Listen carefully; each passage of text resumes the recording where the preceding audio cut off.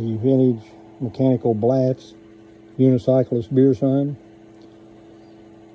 I had this sign for a little while and was trying to sell it on eBay, and most everyone was kind of turned off by it because it didn't pedal at that time.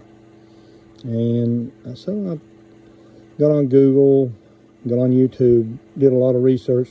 The only ones I could find that worked run off of a little chain that runs from a sprocket behind his shoulders to the axle down here, and it worked that way. And I argued the point in my description that this sign has never worked that way, that those parts were not on this sign.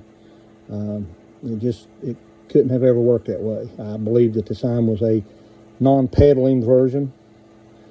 So anyways, I sold it on eBay and met the gentleman with the sign, and after he looked at it a little bit, he decided that, you know, he didn't think he could fix it either. He thought possibly I had overlooked some sprockets or something, so he didn't see anything that made him believe that he could fix it as well. So I gave him a refund, and I brought the sign back home and thought, you know, I'm going to figure it out once and for all today. So luckily, it didn't take me long to finally stumble onto the what made it actually work, which was kind of an ideal that I had to begin with. But I'll show you more about it in case you have the same sign and you're having the same trouble. The first thing you're going to notice is that the motor picks the cyclist up at about 6 o'clock, and he brings it all the way up to about 12 o'clock and then lets him free fall. Now, some people don't like that, but that's the way it's designed, and I'll show you in a minute. But the reason it does that is to uncoil that leg. If it does, and I've tried it slow, put something on it to make it come down slow, and the leg just does not uncoil. I'm going to turn around here and I'm going to show you why I know this is correct. Because, luckily, if I can do this with one hand. Oh, sorry, we're looking at the messy shop here. But you're going to see right inside there, if I can get it focused, that the motor has one, now has one arm on it that catches the balanced shaft.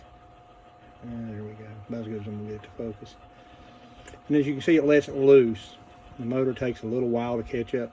Now you could take the thing apart and make another arm until it didn't free fall as far and didn't take as long. But I just want to leave it original. If somebody else wants it, they can change that around if they do, or add something to it. But what little bit I done and tried it, he doesn't free fall, and it doesn't make the action work as good. So I know that part of it is right. Around here, and I'll show you. Let me unplug it real quick first.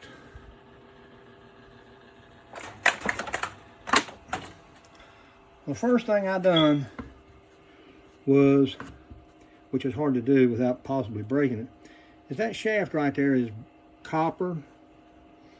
I took the arm off, or the wheel off. I cleaned it. I polished it with rubbing compound. Even though it's hard to do, this shaft inside here, or the bushing inside this wheel,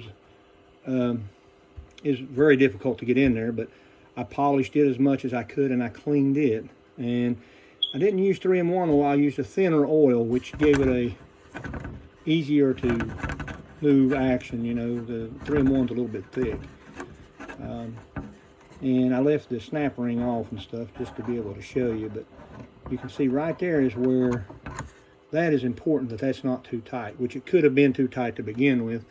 And I just think that I found the real reason. But right here is what I think is the reason this one moves.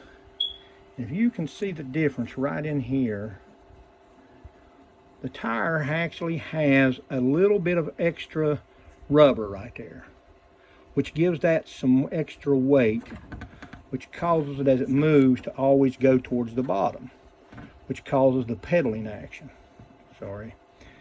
And this is what makes this particular sign work.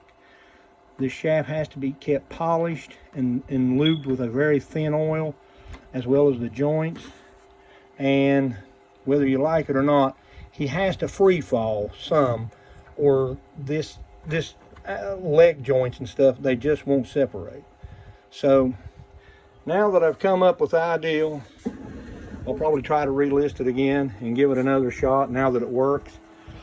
May decide to keep it now. I don't know. I've had so much heartache with it, and I have finally fixed it. And I thought I'd do a little video for someone else out there who's looking for the reason theirs isn't working, and it's not because it's missing sprockets.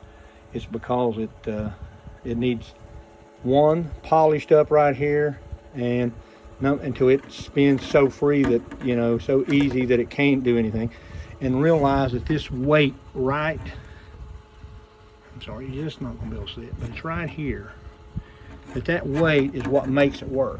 It is so little, so much you wouldn't hardly even notice it, but that's what causes it to work. And it has to free fall for this to uncoil. Sloppy looking as it may be, that's what it has to do. So if you're having trouble with this sign, I hope it helps you. Hope it helps me sell this one if I decide to sell it. You can leave me some comments and tell me what you think. Thanks a lot.